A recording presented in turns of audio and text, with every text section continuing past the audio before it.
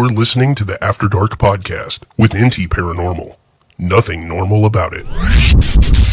Hey, howdy, hey, everybody. So we're back for another riveting episode of After Dark after not podcasting for, I don't know. Forever. Yeah, like a month.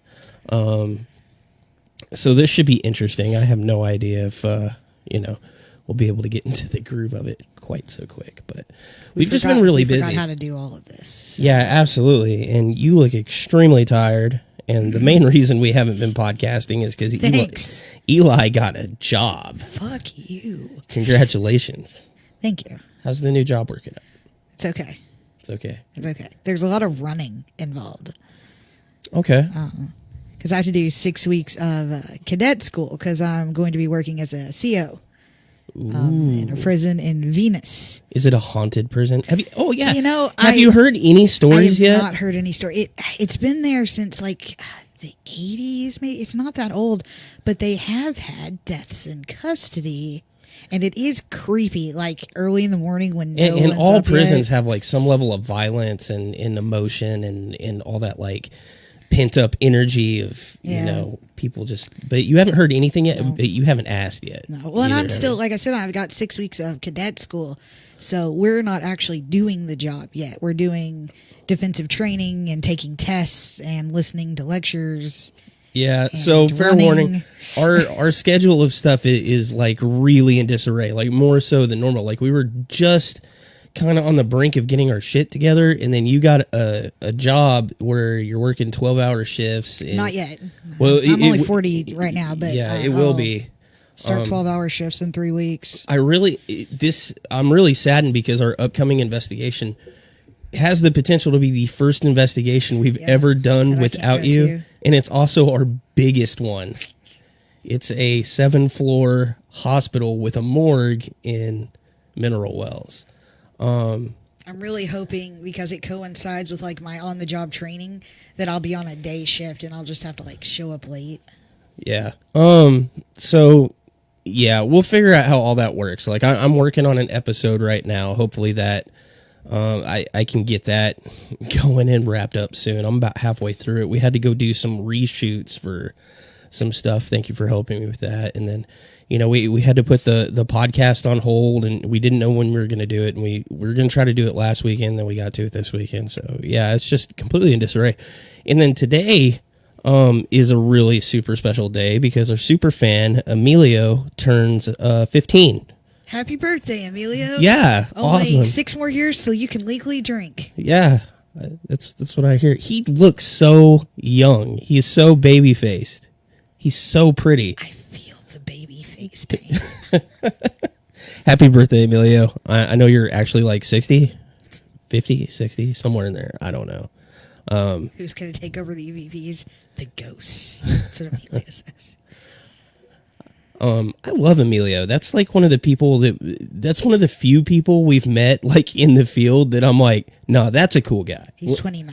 20. Oh my God, he is a baby. You're a child. Oh, wow. I don't know why we let him hang out with us. Because we're all at the same maturity level. That's why we're all just children. But yeah. So let's get into this episode a little bit. So we're talking about what are we talking about? Mass hysteria. Oh no, it had a super medical name for it. Hold on, I had some info pulled up here. Did you? Yeah, what we're talking about is mass psychogenic illness. It sounds like a sexually transmitted disease or something. It sounds like one of those commercials, like late at night. Are you suffering from NTPI? Do you often jump at shadows? Do you blame people for being witches? You might have NTPI, mass psychogenic illness. Okay. Don't call people witches responsibly. I don't know. No, what brought this up is we started a new TV show, which we just on Evil. Yeah, Evil on Netflix was pretty good, and there was one episode where they're singing. Huh? Nothing. What? The show where the intro is milk. Milk. It's milk time. Oh God. Okay, well, that just derailed everything in my brain right there. Freaking milk time. But anyway, That's awesome. it's like a new X-Files where it's like a girl who is a shit. What is she? Skeptical. Yeah, she's skeptical. She's like a psychologist, but she's got like a she's a doctor. She's got a doctorate. She's a psychologist, and she's the skeptic, and she gets hired by an Catholic church. Well, he's like an exorcist type dude, or he goes in. He's a research. He like He's an assessor. he credits like what's real, what's not real. He does what we do. He goes in ahead of time with a team, and he determines whether or not this warrants an exorcism or anything like that. And then he's got another dude on his team that's totally skeptical. That I completely tech guy. Yeah, he's like, oh, I'm a tech guy, and he goes and does all that. But anyway, there's an episode they talk about, and there's one of the episodes like they're all humming this tune, and it's like infectious. Yeah. And she's talking about it being mass hysteria, and she brought up a couple of cool cases that I hadn't heard about. We probably all had to read the Crucible in high school, so everyone knows that as one example. I guess we'll talk about that too. I never had to read the Crucible. Oh, really? Yeah. Oh, it's a Crucible. It's aptly named. Let me tell you that. Like I know the story, just I never had to read it. But she brings up the laughing one, yeah. Yeah, infectious laughter, and you brought up the dancing disease or whatever. But what do you already know about mass hysteria, like from a clinical perspective? Just that it's a thing that happens. Yeah, I think, I mean, without going too far into it, I think everybody's got a basic concept of what it is, probably from reading the Crucible or knowing about the Crucible, a bunch that an idea or emotions are infectious. Am I saying that right? Yeah. It's also the idea behind like if you have a friend that is sick and you're worried about catching it, so you start feeling sick. What I found interesting is so I looked it up. The clinical definition, mass psychogenic illness, which that's the clinical name for it. Mass psychogenic illness involves the spread of illness symptoms through a population where there's no viral or bacterial agent responsible for contagion. NPI is distinct from other types of collective delusions by involving physical symptoms, according to a German name and Janka. Mass hysteria is to date poorly understood condition. Little certainty exists regarding its etiology. Ideology. Jesus, I can't read. I am so just like wiped today. Sorry. But what it's basically so I think there's different. First off, I think there's different flavors of mass hysteria. I think what I just looked up is the one that's most commonly misunderstood because it has physical manifestations. So like if you think there's a virus going, or if you're in a classroom and you think there's a virus going around the class that you attend or whatever, you start puking, you start getting rashes or bruises or things like that mirror the symptoms. I think that's specifically what it's talking about. And that in my head is like the single most powerful thing that we deal with as paranormal investigators is the fact that I think like 99% of hauntings are mass hysteria. I think it can be. I definitely think it accounts for a large number of that, and that's one of the questions I put up on the the description of this episode is how at the end of this, how much paranormal activity, stories of paranormal activity, do we think that mass hysteria really accounts for? Because we're always looking for that 1%. Is like, well, this is what this is. This is what we found evidence for. Mass hysteria, that's one of those things. It's real easy to blame, but if you just have a general understanding of mass hysteria, I think it would be real easy to say everything is mass hysteria. And I know I personally don't have. Well, prior to reading some of the, I didn't have as much knowledge as I thought I had on it. So I would be, I don't know, I'd have a hard time saying something is mass hysteria, knowing that, like, I don't have that degree to really do that. But one of the things that's so compelling to me about these like stories of mass hysteria is the ones where physical manifestations do come up. Like, how do you fake a rash? Like, how powerful is the power of suggestion that you can start getting symptoms, like your nose can start running, or you can start just developing bruises or rashes or things like you can't fake. It's similar to the placebo effect. How powerful is your brain when someone gives you a pill and tells you it will cure something, and it does, even though it's a sugar pill. Well, it is. I think it's one and the same. I mean, it's all part of the same cognitive process, and so the placebo effect, when it's done on purpose, it's not preying on. I guess that's a bad idea, but it's playing specifically on the things that cause that mass hysteria or whatever. Like it's using that. So that's a good point, though, because it can be used for beneficial purposes too. Used for good and evil. Good and evil. So you brought up some really cool. Do we got any comments here? No, I don't see any. Oh, actually, there's. Oh, but I accidentally had it paused, so I'm like way behind. Oh, okay. They're talking about like cat toys and stuff. What is going on here? They're talking about the thing, Ben the Magnificent. Well, read the comments. Well, mostly it's that Emilio is at Olive Garden. Yeah. Enjoy Olive Garden, my man. Chicken shrimp carbonara. It's the best. And what is that soup you like? Say it. No, I won't say it. No, say it. Pronounce it. Chicken nosy. Noki. I don't think that's how you pronounce it. It's chicken gnocchi. I don't know. I think you're an idiot. Get the chicken soup. You can never go wrong with some chicken soup and like that mountain of cheese. Let's see. Yeah, they're mostly just talking about the Olive Garden. No, they were talking about the show. Okay, so power suggestion. We were you looked up some stories, different ones. I found like a whole list of things like going through history, but I think after you go so far back, it's like just a story. You know what I mean? Like they're like examples from before the Middle Ages, and it's like I get that was written down, but can you really analyze that as like a case and apply that to anything? Well, it's like the dancing one that I had heard about before that I looked up is 1518, but they think it might have been ergot because it makes you hallucinate and act crazy. Ergot. Oh, that's the fungal stuff that gets like in. A mold, that gets in your food. Yeah, that's the premise of that horrible movie we watched, The Witch, where they eat the corn with the ergot and they're like, "Oh, it's witches." I edited that movie from my memory. Yeah, it's terrible.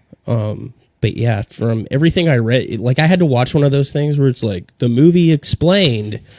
And that's a thing I noticed that's out more often. You notice that all shows and movies are so weird that like the minute they release, there has to be 5 YouTube videos about how the ending has to be explained. Yeah, the ending explained of Cobra Kai, the ending explained. What was the one we watched? Bly Manor, The Haunting of Bly Manor. Haunting of Bly Manor explained. It's thank God, at least somebody gets this. Even though it was pretty obvious. Yeah, in that one. Yeah, it was about lesbians.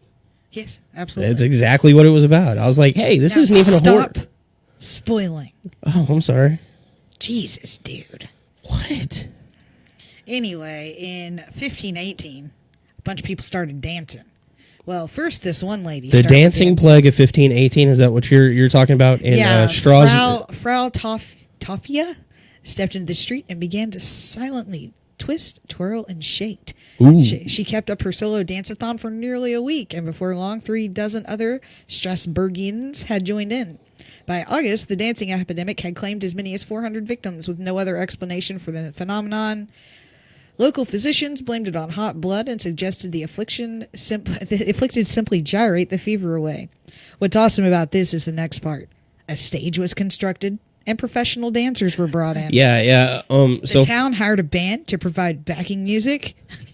But it wasn't long before people started to drop dead. See, that's where I like the other side of the Atlantic so much better than here. Here we would be like, we would deny that there's any kind of medical, okay, so people start dancing. And it's whatever. You think what you will about it, but people were dancing themselves to death. to death. Like you're not faking that. People are dying. They're dancing so much. So, okay, this is some kind of weird pandemic we can't explain. What's going on? And over here, we would be like, there's no pandemic.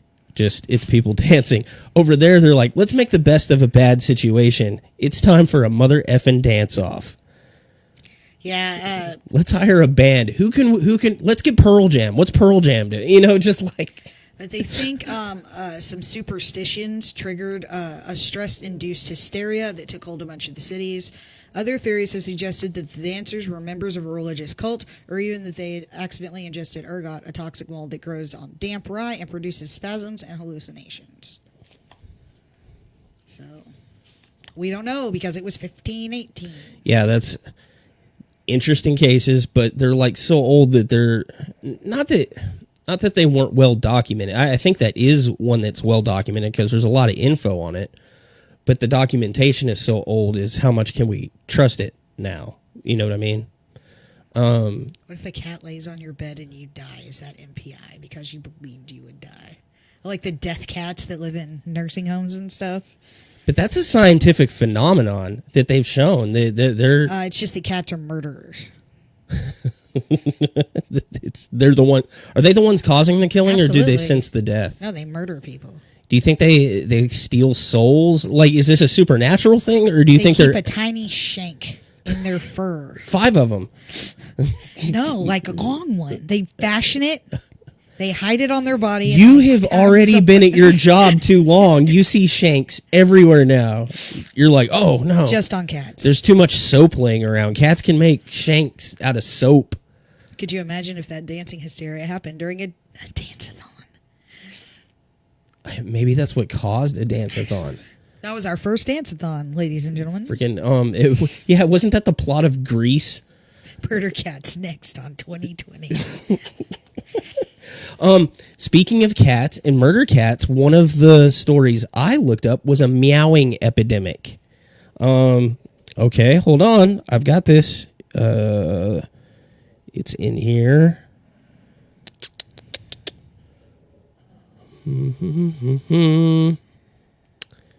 Not the Irish Fright. That's another one.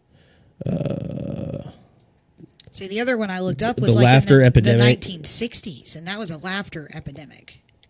They had to like close schools down because kids would not stop laughing. This one, okay, I'm sure I'll find it after I've introduced it, basically. But there was a convent of nuns, and randomly one of them just starts meowing. This was like in France, just meow, meow, meow. And then the other nuns started doing it, and it would all be random. And it got to the point that they would have to hold like a special mass so that the nuns could all go into the chapel and just meow at the same time. And they were just doing this like mewling, just this like Gregorian chant of stray cats, just, and it was like like everybody outside was like listening, just what is going on? And the epidemic eventually ended because local law enforcement threatened to beat the nuns to death if they didn't stop meowing. Could you imagine being the person that lives next to that? I might beat them to death too. Like, have you ever been trying to sleep? And there's a cat in the heat. Yeah, there's 2 cats fucking outside, and you can't sleep. Do you remember Tom and Jerry? And he would be like on the fence and just like, and then you just see like a book flying at him, and then a boot or whatever. Like, I am not for like hurting animals. Throw things at animals. I've thought of it. But, oh my God, like, I get it. It's just... I have a cat that nonstop meows. Her name is Freya. And I keep the Jolly Ranchers I don't like to throw at her when she won't stop. Because it's small enough to not hurt her. But she just meows constantly. You've been around her. It's pretty awful. Oh, okay. Yeah, that was the... that happened... There was another one. There was another one in Wurzburg that was also nuns. In 1749, an outbreak of screaming, squirming, and trance in a nunnery led to the execution of a suspected witch. So they witch nun. Yes, witch nun. I guess they figured out which one. They just need to leave the nuns alone. It's none of their business. Thanks for that, Emilio. So the one we were talking, what initiated this was the Tanganyika laughter epidemic in 1962, which is actually pretty recent. Yeah, it was well documented. Yeah. I've got notes on it brought up, but do you want to go through it or? Go ahead. Well, the things I remember is that they think it was caused by stress because they were starting to put all these kids in like British form schools and they weren't used to it. And it wasn't like laughter is like a cat purring back to cats. It's not always a happy reaction. Tanganyika laughter epidemic. It's also a stress reaction. People laugh when they're stressed. So they think it was actually rooted in like severe stress. Okay. It began in January 30th, 1962 at a mission-run boarding school for girls in Kashaka, Tanzania. The laughter started with 3 girls and spread haphazardly through the school, affecting Tanzania. Tanzania. Tanzania. Tanzania. IA. Tanzania. My way is better. Tanzania. The laughter started with 3 girls and spread haphazardly throughout the school, affecting 95 of the 159 pupils aged 12 through 18. Symptoms lasted from a few hours to 16 days. Oh my God, in those affected. The teaching staff were not affected, but reported that students were unable to concentrate on their lessons. The school was forced to close down on March 18th, 1962. After the school was closed and the students were sent home, the epidemic spread to Shamba, a village that was home to several of the girls. Don't trust me on the pronunciations of any of these locations. In May, 217 people had laughing attacks in the village, most of them school children and young adults. The Kashasha school was reopened on May 21st, only to be closed again at the end of June. In June, the laughing epidemic spread to Ramshani Girls Middle School near Bukoba, affecting 48 girls. Another outbreak occurred in... Tanzania, the less talked about Animaniac. Oh my God. Fucking shit, man. I swear. People are horrible. You had that one coming. You know what's fun? I'm a really good reader, just not out loud, is my big problem. Like, I process the info, but my brain's not pronouncing it right most of the time. I do my own language. So it wasn't just like one school and one like little group of kids. And it was isolated incidents. So it happened in one school and it like went away. And then it happened at a completely different school, like independent of that. And then happened like 2 more times from what I read, which is really interesting.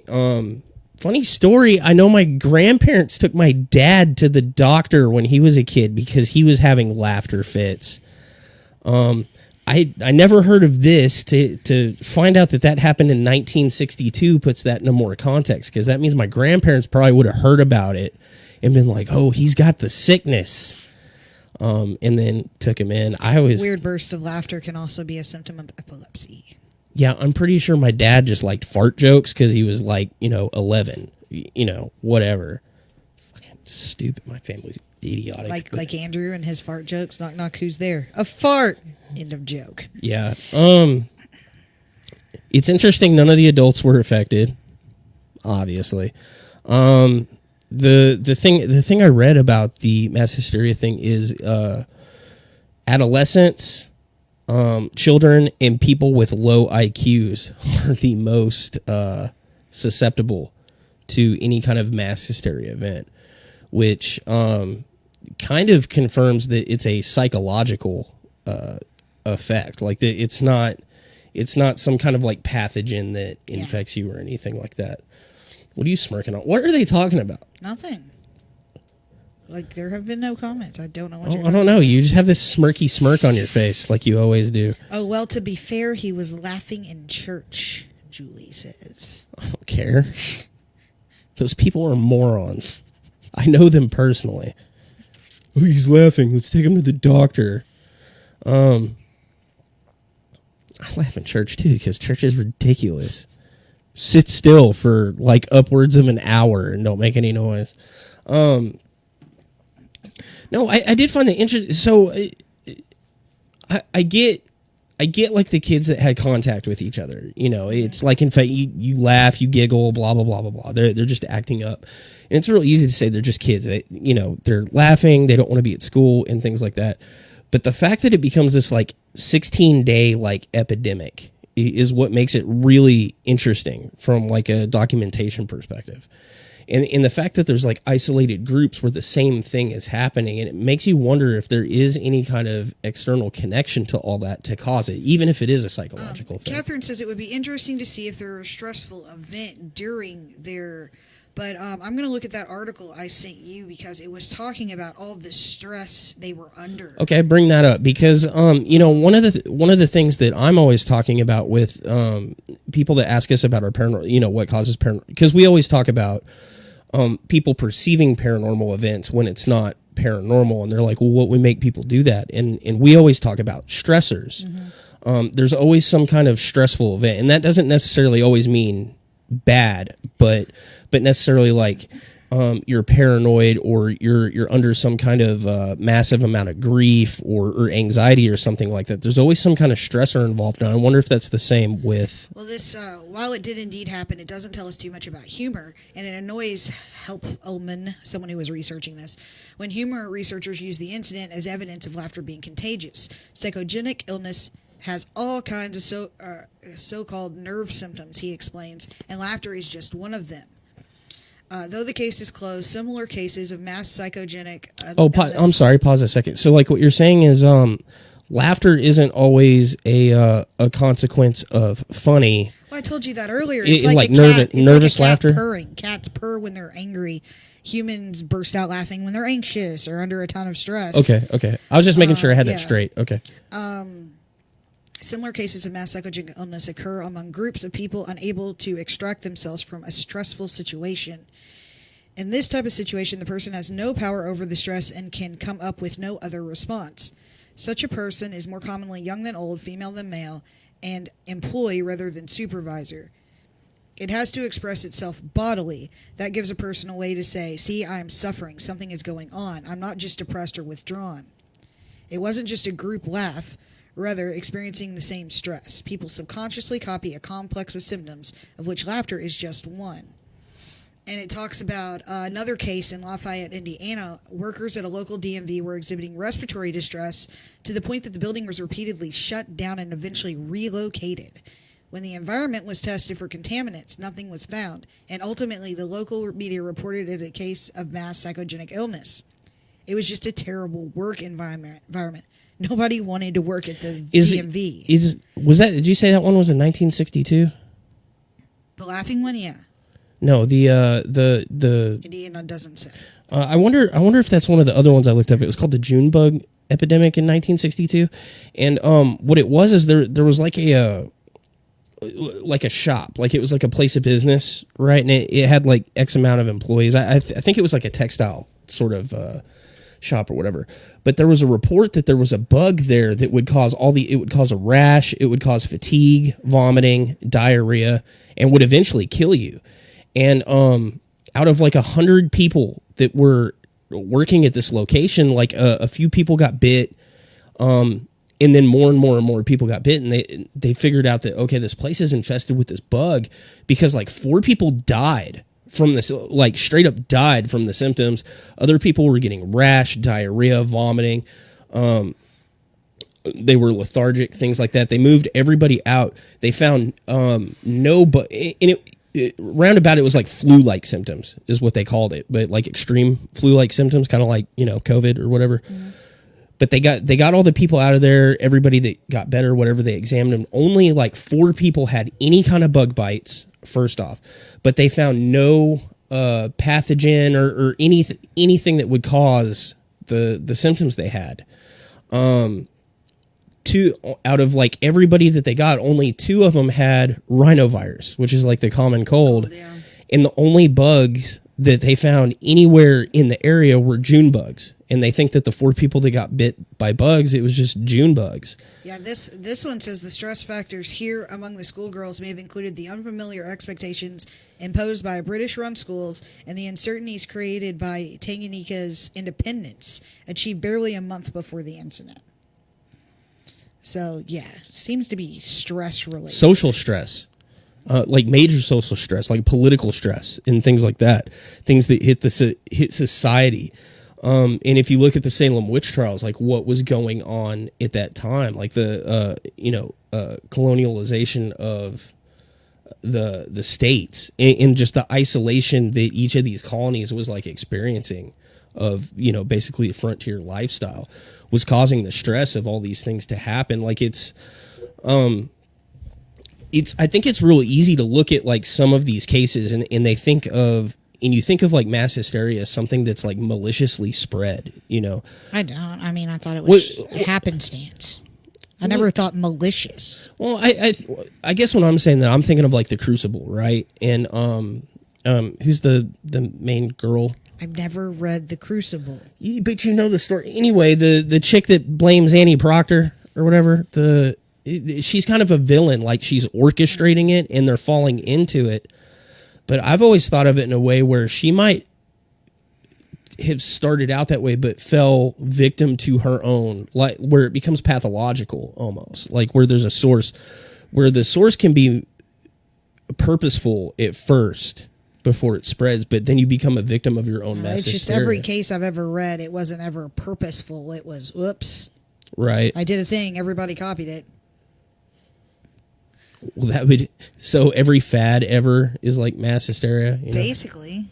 I don't know. I find it a really interesting thing, especially in relationship to our paranormal stuff, because it's real easy to say anything's mass hysteria because it's not well understood. The other thing with it is it's kind of a catch-all for everything.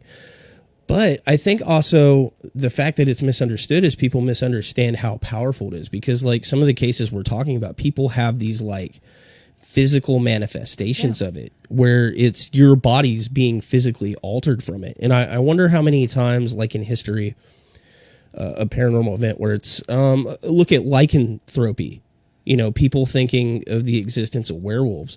If enough people believe they're werewolves enough, like would they exhibit physical manifestations of those things? In some cases of lycanthropy, very few cases of lycanthropy, they've shown that some people take on certain physical characteristics of wolves.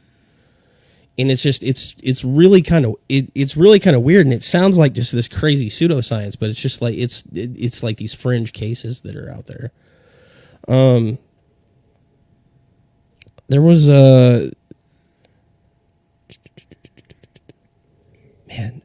there were so many different like cases to talk about. Like I don't know, man. There's probably a billion cases of this because it's probably super common. Like Malaysia, the 1970s and 1980s mass hysteria occurred in Malaysia from the 1970s to the 80s. It affected school-age girls and young women and that were working in factories. The locals explained this outbreak as spirits having possessed the girls and young women. Of course. There was like a church / orphanage that was having this like plague of illness that was going through. And this is in the 70s, but kids were just like coming up sick, and they thought they had this like black plague level pandemic going on, but they couldn't find anything. They couldn't culture anything from the kids that showed that they had any kind of actual illness. And when they were taken away from the environment, things were better. The school ultimately, remember this is in the 70s, the school ultimately decided to cut down all the trees around the school because they were haunted. And it made very logical. Yeah, and once all the bad spirits were gone, everybody started feeling better. Catherine says, how do you feel about the claim that people can cause a poltergeist because of their own stress and fears?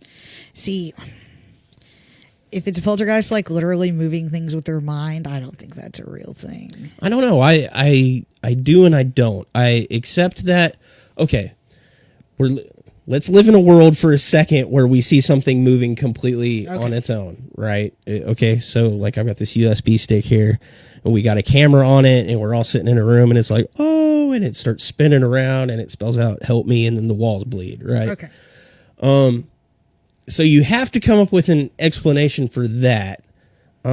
Which one do you like better? Ghosts did it, or it's some kind of manifestation of our own, like, energy somehow? If I ever saw something move around like that, sure, I would go with poltergeist. But well, that's all I'm saying is I think there's more logic in the idea that we create our own hauntings than there's some external force. Because if it was some like external force, it would happen more often in my mind, because it would be something out of our control and it would be more random. But what I seem to have noticed is that with hauntings, it always happens to the same types of people, or people that are in the same sort of frame of mind. So what that tells me is there's a similarity between the people that are being haunted.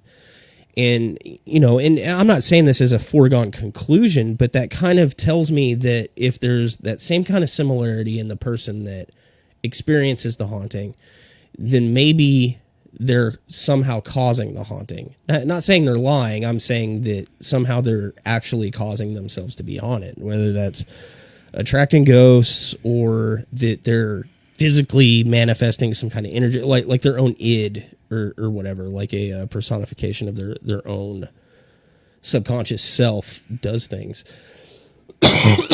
Now, have we documented that this is actually happening? Not yet. Not at a scientific basis, but I kind of think stuff like that happens. I don't think in the Hollywood aspect of like how it's depicted, where the USB drive is moving across my desk. I think people will go into a fugue state and misplace their keys, not realizing it because they're just like absent-minded. Well, and stress causes parasomnias. It causes sleepwalking. It causes sleep paralysis, insomnia, micronaps, things like that, night terrors, all sorts of stuff. So yeah. I think everybody is susceptible to many bouts of basically like a DID, a dissociative disorder at times, like especially when you're stressed out. I mean, really good example. I mean, even without a stressor, like when you're driving like you get highway hypnosis. You just drive for a long period of time, and then all of a sudden you're home and you don't remember the whole drive home. I mean, you were physically there or whatever, but imagine if that happened in little bouts at your house, right? You're just drinking coffee and your brain goes into that autopilot mode. That does happen. And then you're just in your room and you're like, man, where did I put my coffee down? Sort of thing. Oh, it must be a ghost. Like, that's definitely not where I left it. No, you just don't remember all the moments in between. But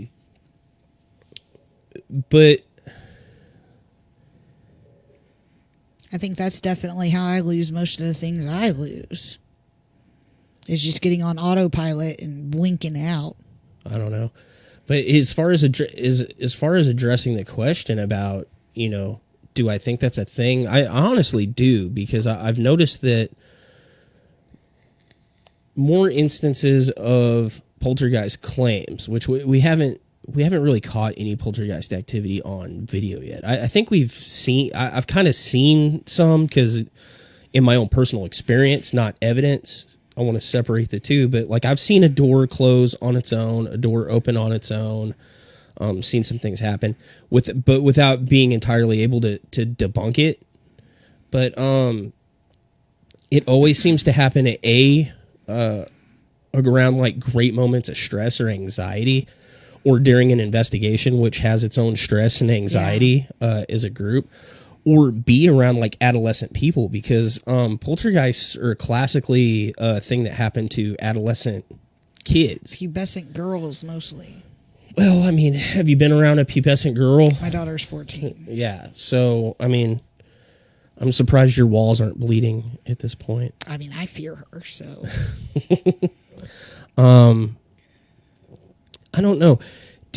How much how many paranormal stories do you think are massive? Like UFOs is a big one because you get these cases where there's like a lot of witnesses that saw the UFO, the Stephenville one. That's one of our favorite ones because it's so well documented. It's like backed up with radar data. It's backed up with that one's mass hysteria. I think they actually saw something. I just don't think it was aliens. But what about the times when it's like the Travis Walton thing? Well, see, okay, what's mass hysteria? Because that's one guy. No, he was with with like 3 other people. But what's your definition for mass? I don't know. I don't know. I didn't see a clinical number there. If I'm sitting in my house and I'm stressed out and I think I see a ghost, it's not mass hysteria. That's like personal hysteria. Except that the rest of your culture is experiencing that same phenomenon with you. So think about how many people all over the world see ghosts, and it's all happening independently. You see what I'm saying? So there could be you could explain all ghost sightings as part of this global mass hysteria for the search for spirits and the paranormal. All the people that see, you could say that anybody that sees Bigfoot is mass hysteria because look at all the sightings of Bigfoot all over the world, really. So is that a mass hysteria event, or are these isolated incident? You know what I'm saying? I don't know. And it's really hard too because, okay, so we're talking about mass hysteria causing a rash, but not everybody with psoriasis is experiencing hysterical. Yeah.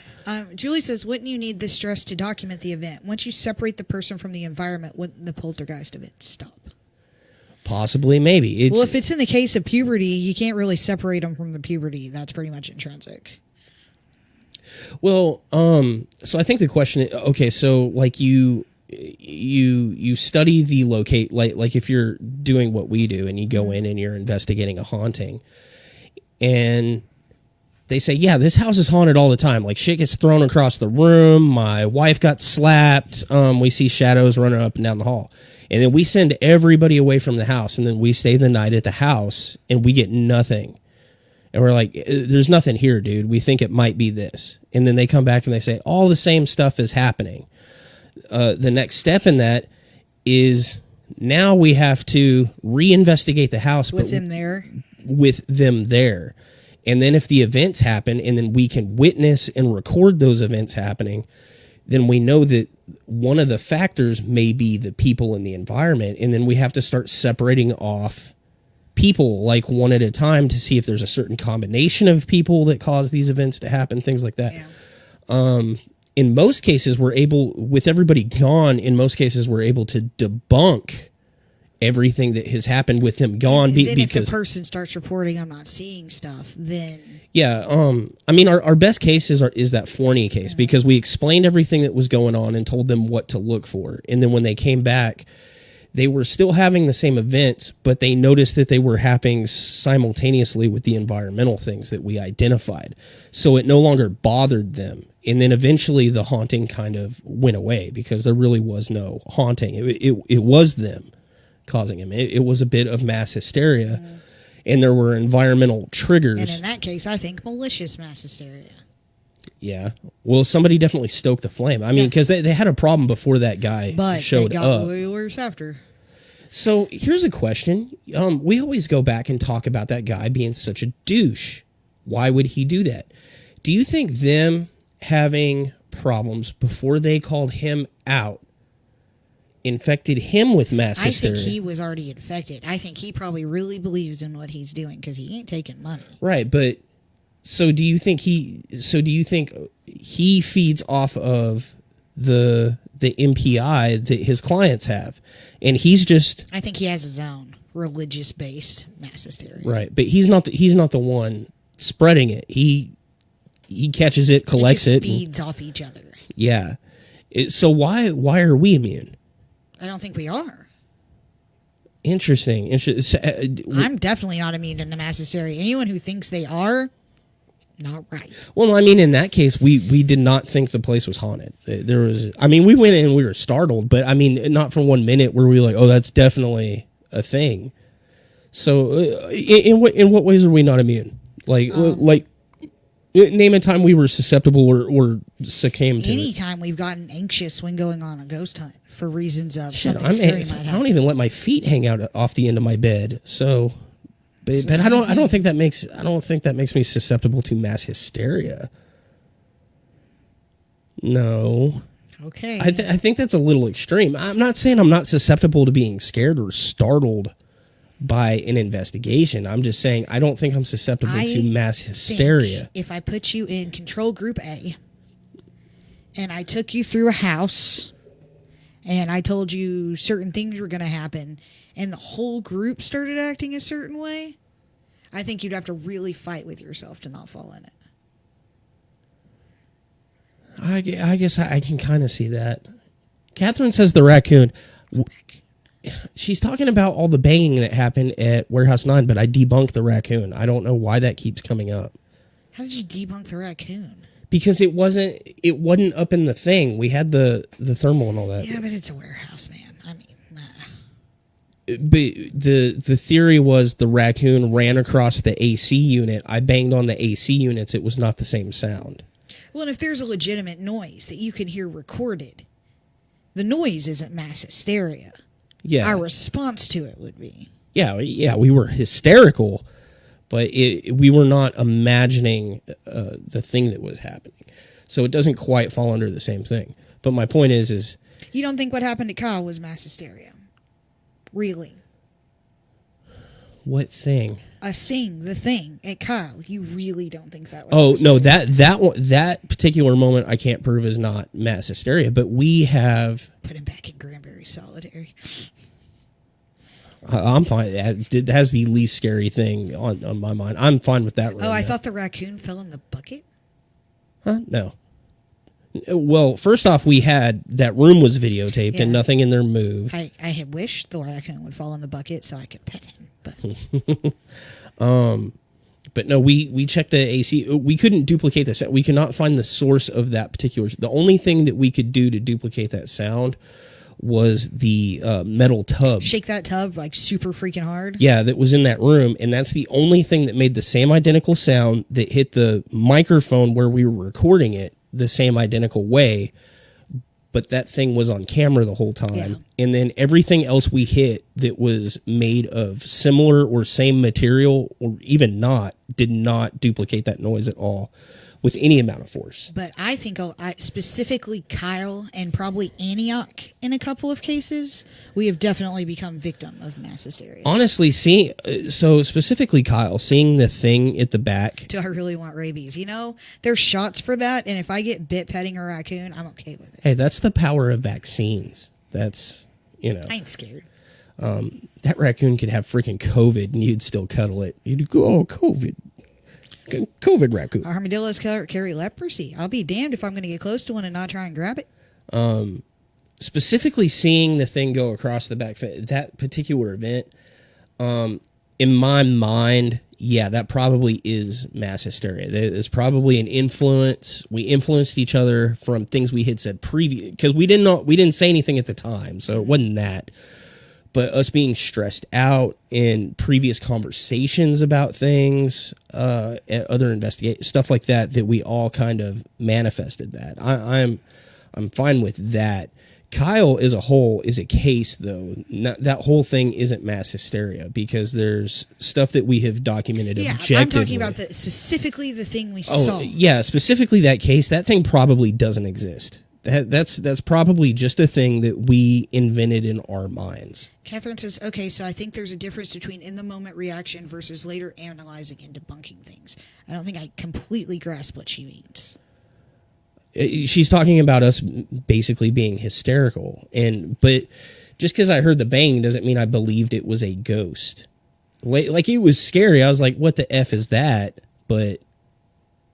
yeah, I don't think that would fall under mass hysteria, like, exactly. It's more like one person reacts loudly. It's more like mimicking. Right.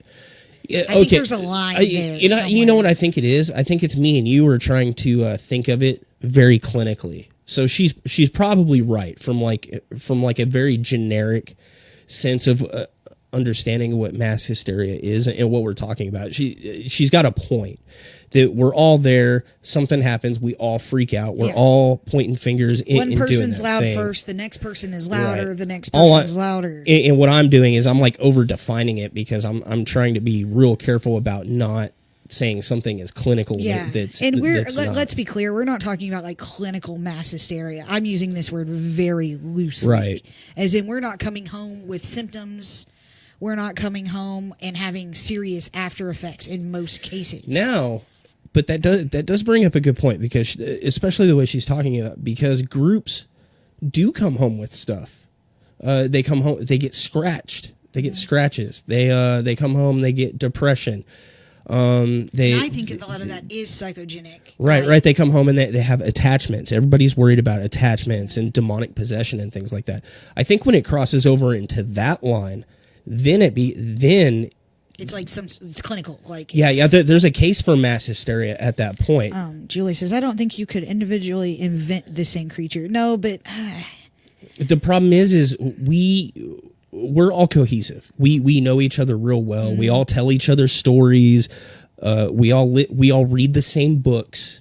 We all like Stephen King. We all like history. We're all into like skinwalkers and native. You listen to No Sleeps together. Yeah.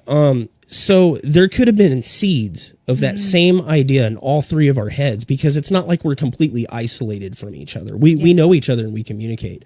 There could be an idea that we all had at a subconscious level that wasn't fully developed yet.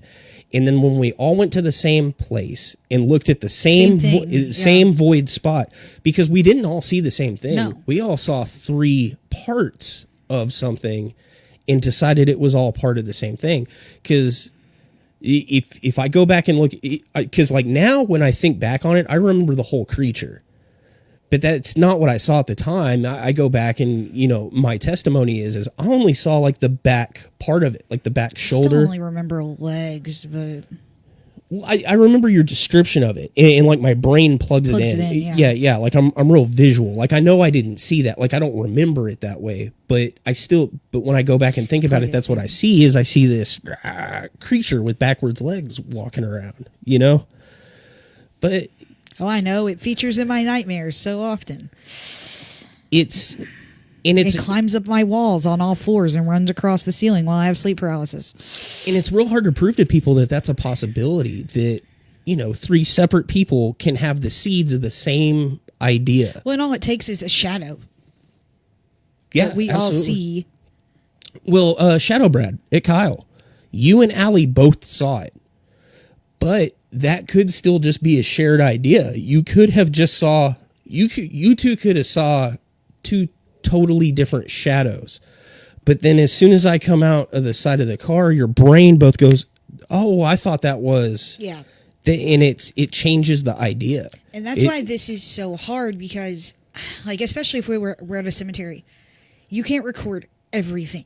No. You can't record everything, and it's always in the missing spot. And that makes me wonder, is our brain subconsciously, purposefully putting it into that missing spot? Well, and we watch those shows, and they're always like, oh, man, that's the thing happened where I didn't have the camera. And before we were doing this, I was always like, oh, well, that's fucking convenient, And it's real easy to point the finger.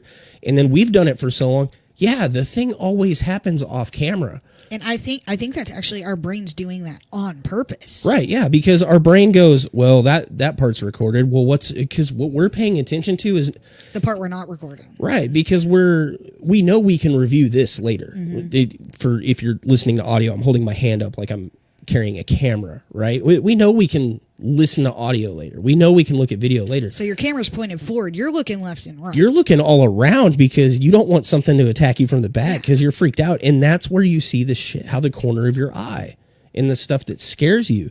And that is like and then when you come home and it's like, oh man, I've got scratches on my arm, or I'm getting some kind of rash, or I feel sick, or my mood changed, things like that. That is the possible mass hysteria part of it. But then how much of that could be paranormal?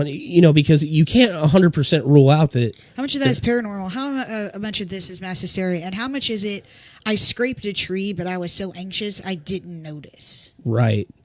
which that wouldn't be mass hysteria. That would be I didn't notice an energy. Medicine, yeah. Yeah.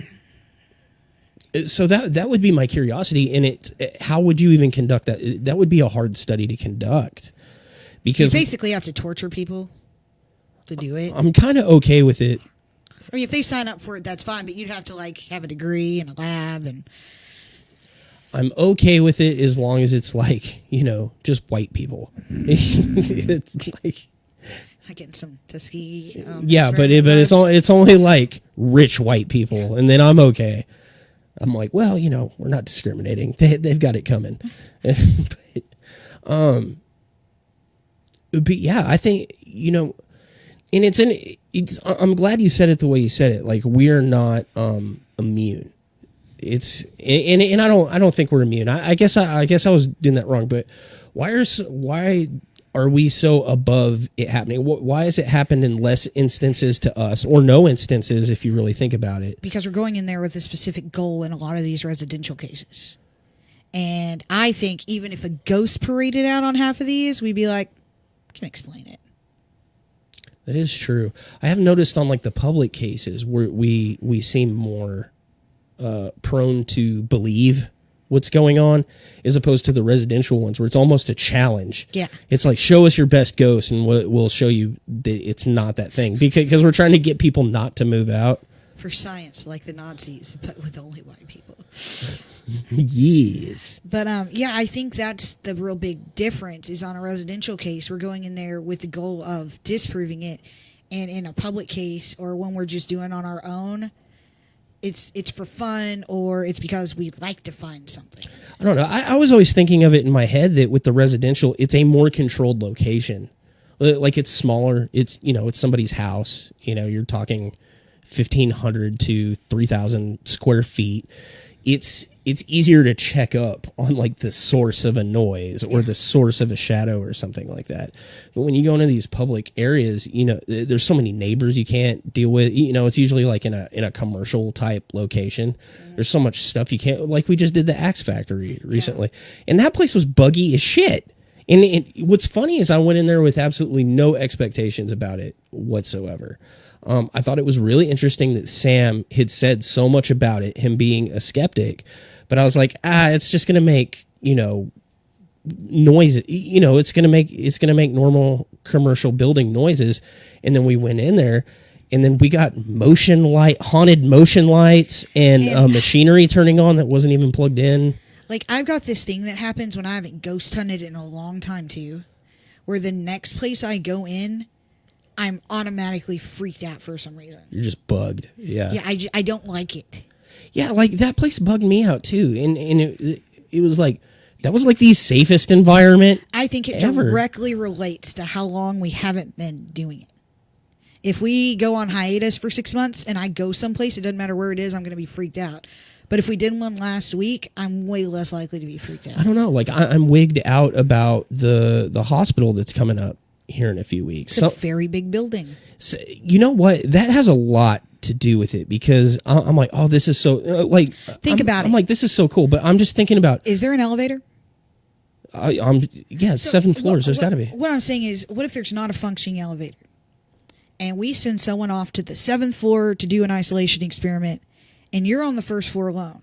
And now let's say this is the one time a ghost pops out of the wall and fucking stares at you. Do you know how long it's going to take for someone to get from the control room on floor 1 to wherever you are on floor 7?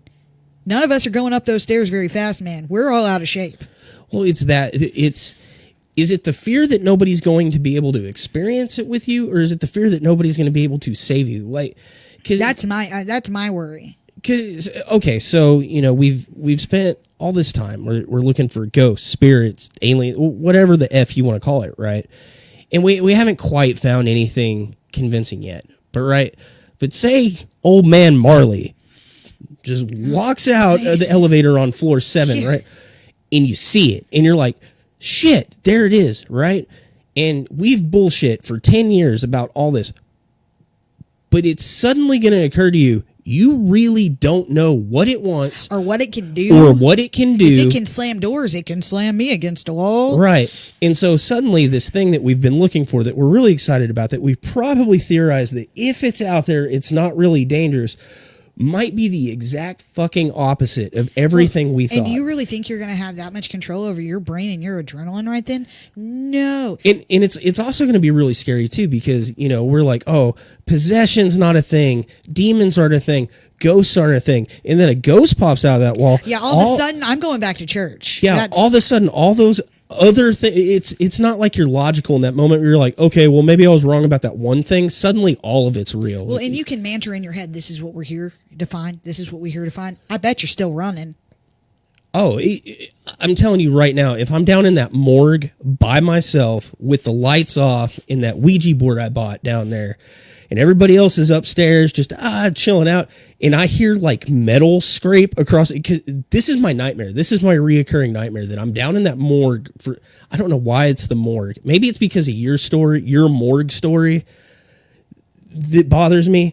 But I swear to God, if I hear like a metal chair just across the ground and I know I'm the only one in there, that might be my last investigation. Like straight up, I'd be like, I am out of there. Hey, Val. Hey, Val. Your mom says safety factors, ? Safety factors. I wonder if she's asking if that's why residentials, we're always like... Yeah, because I mean, like, if you come into my house, like, it's not unless I told you like scary stuff is happening here. Other than those stories, there's nothing scary about it. Like, it's not like abandoned. The only thing terrifying about your house is the amount of decorative pillows. I use my mom voice, and as everyone knows, there's a lot of cursing, and I think there's a ghost around. I like what you do, where you're like, no, don't run. Like, you start calling everybody else a pussy.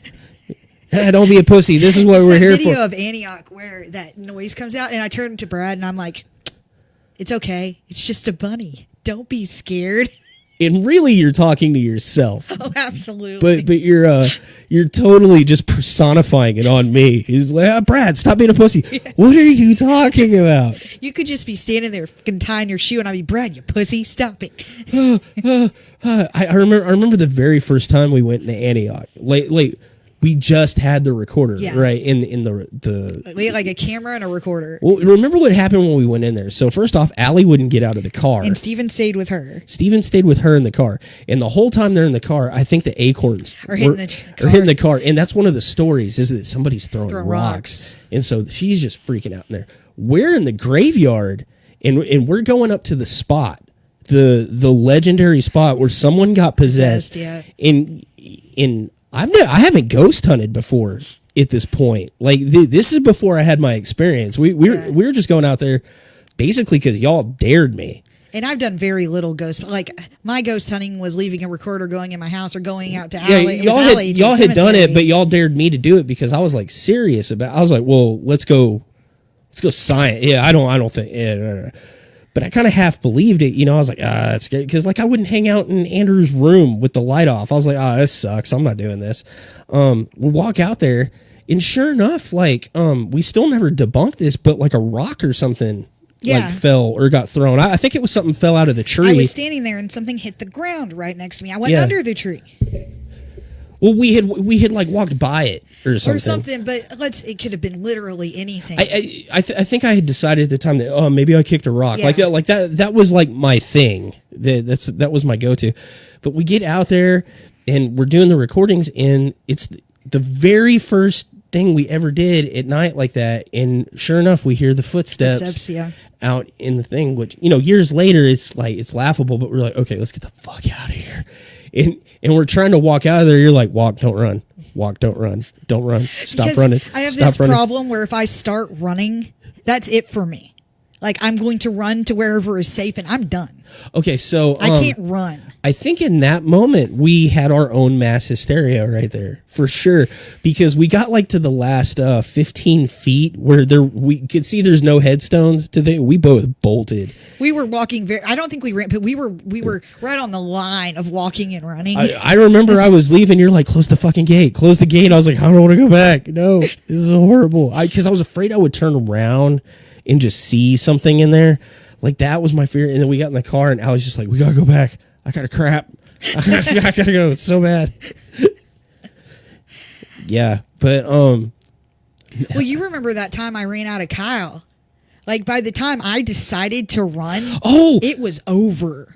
Yeah, you know over. What? I'm not even gonna jack with you this. We always bring it up, and I always just rake you over the coals for it. But that is a really good example. That's the only time I've seen you actually run out of a place. You knock the shit out of my head. You run out. What you were doing, I was out of there. Well, okay, so that is definitely mass hysteria because I think one of the definitions of like one of the things is that you would take actions that would be outside of what your norm is, because you would never just you wouldn't ever purposely lock me out of the car if you really thought something dangerous was happening. But you abandoned me. You jumped in the car. I'm not making a joke, but you closed the door. I know you didn't mean to lock it. If anyone doesn't know this story, here's what happened. We and you were in the cemetery alone. You have the camera. I have my phone, and I'm using it to take pictures. Yeah, I got to notice the live feed was interrupted. La, la, la, la, la, la. Let's see if it loads back up. It should pick up. It looks like it's going again right there. Yeah, the frame rate went back up. It's showing a dip. I hate when it does it. There's something about my freaking internet. I got to get Charter out here. Okay, yeah, we're back. Was that the gunshot time though? Yeah, we'll back up a few steps. I think that's a legitimate reason to. Yeah, we were at Carter, and that's when I still had that thing in my back. No, I don't think you had it yet. I did. I had the live wires. Oh, I don't think we had done George's Creek yet. Though. But I had that for like 2 weeks, and we did 2 ghost hunts while I had that in my back. Okay, and I remember Katie was with us too. Yeah, but you were like walking up. You're like, oh, I wonder what's past this bush because we'd never gone that far. Christ! If it does it again, we might as well just call it.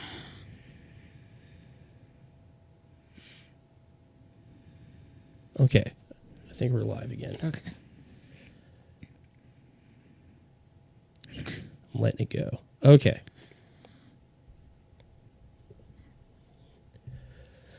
So, back it up a step. We were saying what constitute mass hysteria versus hysteria. I think mostly what we are talking about is hysteria. The only difference in that, though, is the amount of people, isn't it? Yeah. But back to the thing of, do you think all paranormal like accounts are just instances of hysteria? Do you think it's all mistaken? Because I mean, I think it's hysteria, or it can't be that, because we have objective evidence of things that have been captured, of things going on. But you think 100% of that is mistaken, like identification of an event? Yeah, and it becomes hysteria. Well, explain EVPs then. I can't. Just because I can't explain it doesn't make it ghosts, man. Well, I didn't say ghosts, but it can still be paranormal. I mean, we're arguing over semantics at that point.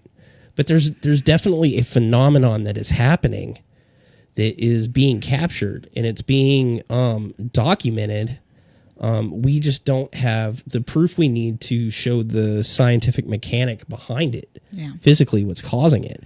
But that doesn't mean it's not happening. I mean, we can play that game, and that is not hysteria. That is, hey, 4 or 5 people heard a voice in this room, and we've documented that a voice comes from this room. But you said before, like, literally anything can cause an EVP. There are a lot of things that could cause it, but once you start ruling those things out, it gets very improbable at a certain point in time.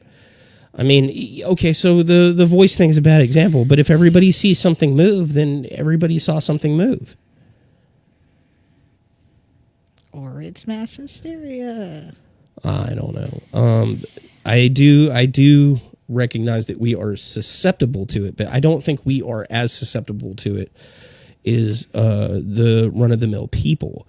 And I think that comes with like sort of a mental preparedness for it when you go in, you know?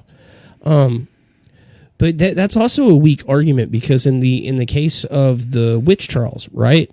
So that's a case of mass hysteria. Like, everybody's freaking out, seeing witches everywhere they go, witchcraft, things like that.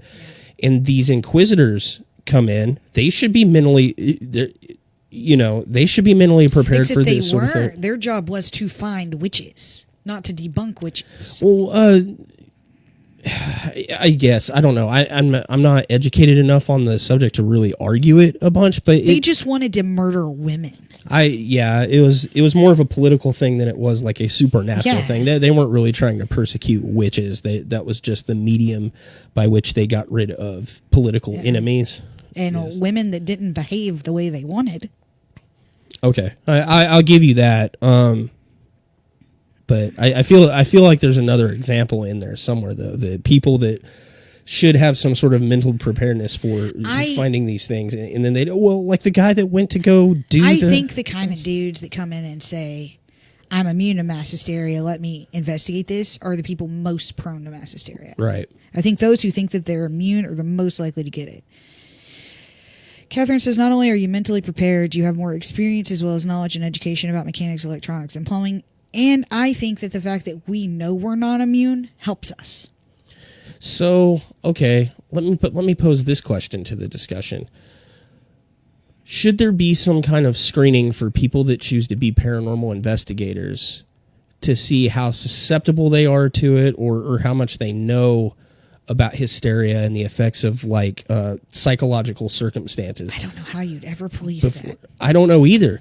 But I mean, okay, like I can't just go work on like she's talking about mechanics. I can't just go to somebody's house and work on their AC for them. You have to be like licensed for that. We're just talking about AC, air conditioning, right? Like I can go look at it and give my opinion or whatever, but they won't let me like purchase refrigerant or commercial parts and stuff, right? They're like, no, you don't have a license for that. You're a moron. What are you thinking? Who cares if you even do know what you're talking about? You have to go like through this board and do that. We have to make sure that you're like certified to do these things because of the EPA, right? If you go to have like your car repaired or whatever, you're not going to get a warranty unless you get somebody that really knows what they're doing. Somebody that's gone to school and been screened. If you go to the hospital, you have nurses and doctors. They go to school for different stuff. There's different levels of things they're allowed to do because somebody says, yes, they've been trained to know what they're talking about.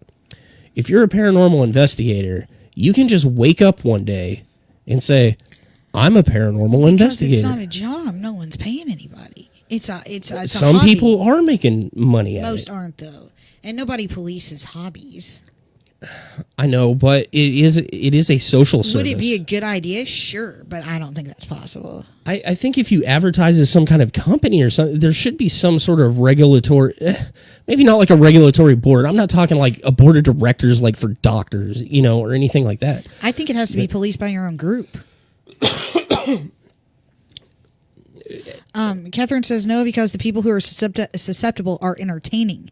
As far as residential, the people who ask them to come have some responsibility to do their own due diligence. I do agree with that. And I had a conversation with somebody the other day because we were talking about background checks. Again, you know how I background check some of our clients? Like if they seem kind of shady or I'm worried about our safety, because, I mean, let's be real. If somebody's calling you to check out ghosts in their house, they could be a crazy pants. Yeah. Who wants to stab you. They could legitimately be experiencing ghosts, but they could also legitimately be a crazy pants that wants to stab you and bury your body in the woods. It doesn't hurt to do a $25 criminal background check on them. It's a thing. But I also encourage our clients to go ahead and do that to us. Yeah. Hey, check us out. Has anybody left bad reviews about our group? Do you want to do a criminal background check on me or anyone in my group? Do you want the number of someone who we've done an investigation before? Right. It would be smart. Like if you're just going to have, like, you do that with the AC repair guy, you at least look up a Google review. Hey, did this guy stiff anybody over? And let's say we had to invite someone new to our group. Are we just going to accept anybody, or are we going to ask them questions first? Are we going to do a background check? I think that has to be regulated by your own people. Yeah, and I learned that lesson really quick, too, because we had... the person that was selling our haunted dolls that we didn't say were Yeah. And to be fair, I did know them online for a while, but that's not really knowing somebody. But I had discussions with them and met them in person. We had met them at something. They were a particularly nice person.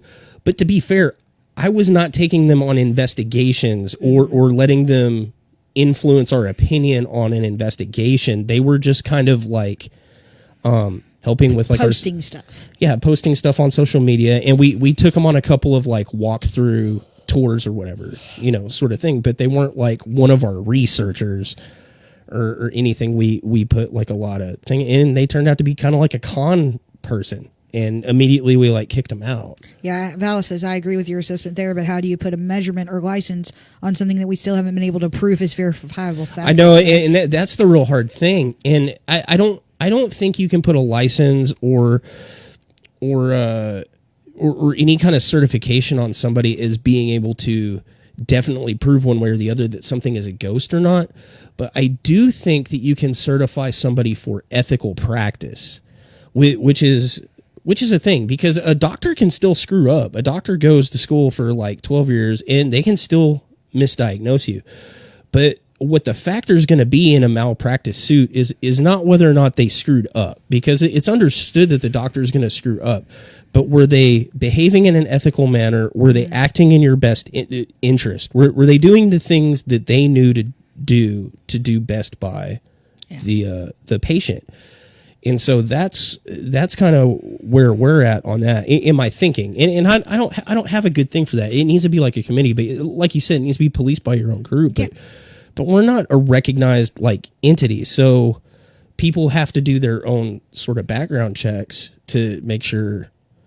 But we've gone kind of like sideways, totally sideways on the whole thing. It's how do you know that the person you hired or asked to come check out your place isn't just susceptible to your mass hysteria? If you're wanting somebody to come out to your place. Well, and Catherine says even YouTube videos and Facebook, you can tell how they react to things in their videos. But you can't, like, if it's they overblow it. Even our videos is not indicative of what our investigations are. Like, yeah. Because, we tried in the very beginning to post up what an investigation was actually all like. 12 hours, yeah. Yeah, and nobody liked it. And so we tried to make it more entertaining. And then that's not indicative of what we actually do. So yeah, it's all just like completely kind of sanitized. You really have to talk and interview with somebody first. But I think the client has to know that if you're asking somebody to come out and investigate paranormal activity at your house that you think is happening, you have to open yourself up to the idea that you could just be susceptible to suggestion, and that you're inviting somebody into your house to possibly prove you wrong. And you have to have a personality that will allow your ego to take that blow, to say, oh, okay, I just didn't understand what was going on, sort of thing. And like for somebody like me, that would be kind of hard. You know what I mean? Yeah. Like if somebody came in, so put the shoe on the other foot, like weird stuff happens at my house all the time, right? And I'm like, oh, it's just this, and this because, I'm into mechanics and science and things like that, and I can explain all of it away. But then somebody comes in and somehow it's the one person on the planet that actually gets proof that it's actually a ghost. Marley pops through the wall like we were talking about and stares me down or whatever. I would have a hard time with that. I'd be like, no, you're wrong. Get out of my, you know what I mean? So it could possibly go both ways. Catherine says not necessarily you guys analyze the crap out of what you collect versus Zach Bagans who will get possessed in every episode. Yeah, I think there is a difference between us and like the TV ghost hunting groups. Well, the reality there's definitely, yeah, what happens in the background. But go to our YouTube channel. It's us talking crap about other investigators and then, our top 10 best evidence. Yeah. That's not like, and see, like Catherine, it's not fair. She knows us. Yeah. And she's followed us a long time. If you're just popping in today, if this is your first episode, you're in for a treat because you have no freaking idea what we do. Julie says, well, it's not like the science is even stable yet. We are still developing experiments that show some proof one way or the other. Well, science, it's always changing. I like how she says we're still developing. Who's developing this? Who is developing this awesome technology? Well, there's us, totally not qualified, and, literally nobody else. Speaking of new experiments, I got new experiments to try at the new place. I got an attachment for the phone that is designed to pick up the sounds of bats in the ultrasound spectrum. And I got that idea. Well, I've had that idea for a while, but I didn't know how to execute it because I don't know how to record ultrasound. But I saw another lady from Cornerstone Supernatural Group, and she's like, hey, I've been trying to get EVPs with this thing. I was like, holy crap, where did you buy that? And she sent me the link, so I have that. And then she also sent me like 4 or 5 recordings to like tinker with because she says there's EVPs in there. I haven't had a chance to listen to them yet. And then I ordered a EDI Plus device, which is pretty cool. And I got us one of those S boxes. So Catherine says maybe you should make a questionnaire for prospective clients to interview you and maybe other possible groups. It's not a bad idea. Interesting course of action. I wonder if there's like a psychologist or something out there that would want to help with coming up with that sort of thing. That'd be interesting. You look tired. I'm exhausted. You don't work tomorrow, right? No, but I got to go to that dinner thing. Oh, okay. Well, let's see. Where are we at? Oh, I don't know because I restarted the thing. Oh, we're at 1 hour and 30. So, yeah, we're pretty close to wrapping up.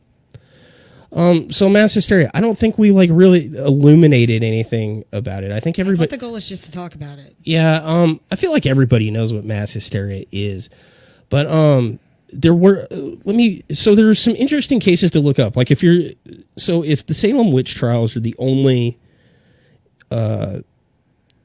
story in your head of like interesting mass hysteria look cases. Look up the dancing thing, look up the laughing thing, look up that DMV and the June Bug Incident. I've got a few here. Let's see, there's 1800s to 1950. Do some more recent ones. Halifax Slasher was the name given to a supposed attacker of residents, mostly women, in the town of Halifax, England in November 1938. The week-long scare began after 2 women claimed to have been attacked by a mysterious man with a mallet with bright buckles on his shoes. Further reports of attack by a man wielding a knife or razor followed. The situation became so serious that Scotland Yard was called to assist the Halifax police. On November 29th, one of the alleged victims admitted that he had inflicted the damage upon himself for attention. Others soon had similar admissions, and the Yard investigated concluded that none of the attacks had been real. 5 local people were subsequently charged with public mischief and offense. So there was this like make-believe serial killer running around. Almost serial killer, potential serial killer. You know what's interesting about that? That was 1938. That was that'd only be about 40 years after Jack the Ripper.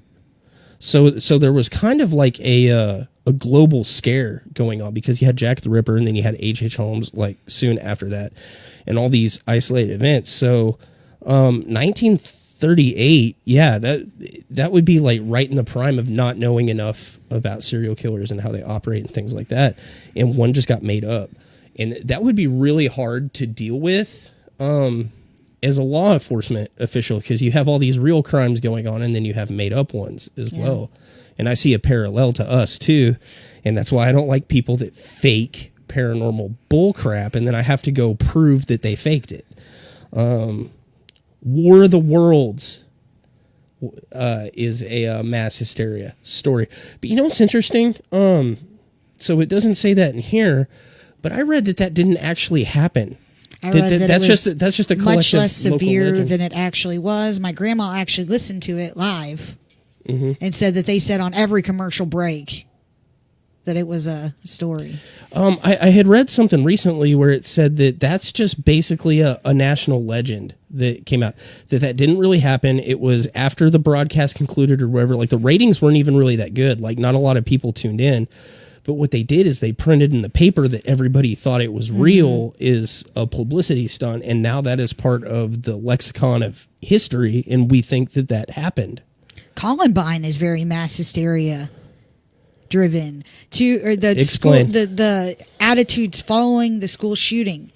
Dylan Klebold and Eric Harris, they wore trench coats and they were loners, and then everybody started freaking out over quiet loner kids when it turns out they were popular and they were bullies.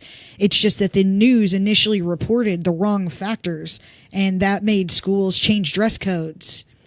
All sorts of crazy things went down after Columbine that were not related at all to what actually happened. It's just because one reporter wanted to, come up with his own narrative. Let's see. Any of you playing the game at home, you should look up some of these specific cases. In Belgium in 1999, there was the Coca-Cola incident. They withdrew 30 million units because people were basically saying that they were getting like Ebola from it or whatever. You can look that up. Let's look at some of the most recent ones, because you would think with like all this technology and as smart and as educated as everybody is in the world today, you'd think, oh, well, you know, that all happened like in the early 1900s or 1800s. So let's see what's going on right now.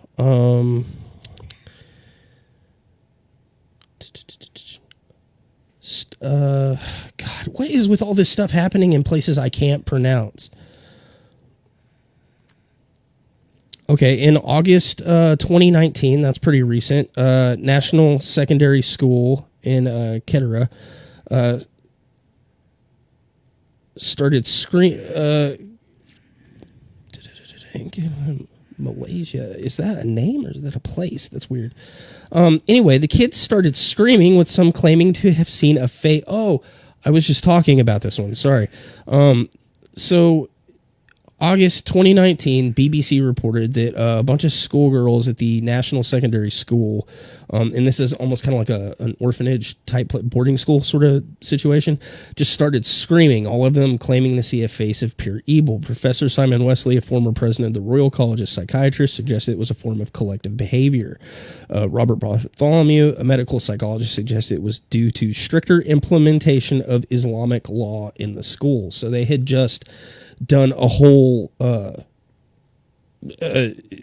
tightening up, like we were talking about the stressors, like they had changed the rules of the school or whatever, and everybody freaked out. The school's response to the outbreak was cutting down the trees around the school, believing they were home to supernatural spirits, and had actually cured the problem. Emirates Flight 203, September 2018, 106 of the 521 passengers on a 14-hour flight from Dubai to New York reported symptoms including coughing, sneezing, fever, and vomiting. You remember that House episode? That's it. I was thinking about that when I read this. But it happened after House. Yeah. The pilot notified airport ground staff and personnel from the U.S. Center for Disease Control, met and quarantined the plane in New York and evaluated the passengers, 11 of whom were sent to the hospital. A few passengers on the flight from hell turned out to have common colds or flu, with the other passengers coming to the belief that they were also sick after observing them. But they found nothing wrong with any of them. Recurrent epidemic of mass hysteria, 2016 to 2018 in Nepal. A unique phenomenon of recurrent epidemic of mass hysteria was reported in a school of the Payuthan district of western Nepal in 2018 after 9-year-old schoolgirl developed crying and shouting episodes. Okay, I'm surprised they didn't call an exorcist on this. Quickly, other children of the same school were also affected, resulting in 47 affected students, 37 females, 10 males, in the same day. Since 2016, similar episodes of mass psychogenic illness has been occurring in the same school every year. In 2016, 12 students were affected, and in 2017, a total of 18 students at the same school were affected, showing various symptoms in a single day. Hence, it was thought to be a unique case of recurrent mass hysteria. So it just keeps happening over and over with like different classes or whatever. I wonder how much exposure the classes had to each other to like see it and ape it. Oh, here's one you'll remember, and you might not even know that it was mass hysteria. You guys remember the Clown Sightings? The evil clowns thing. Apparently that never happened.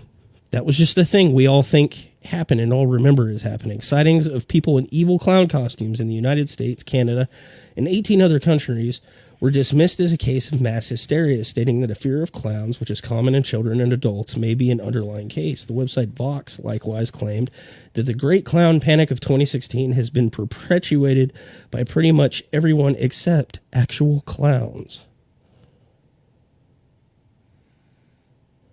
The Charlie Panic, that would be an interesting one to look up. There's a lot of them here. If you actually just Google list of mass hysteria cases, there's like a whole wiki article that's just got them listed out through history. And there's some pretty cool reading in there though. But I really like the cases of like multiple people coming up with like physical symptoms, especially like visible symptoms and stuff, because it's not something you fake, you know. It's always easy to be like, oh yeah, that thing happened to me. Yeah. I saw a clown, but you know, you can't fake the other thing. So I always find stuff like that interesting.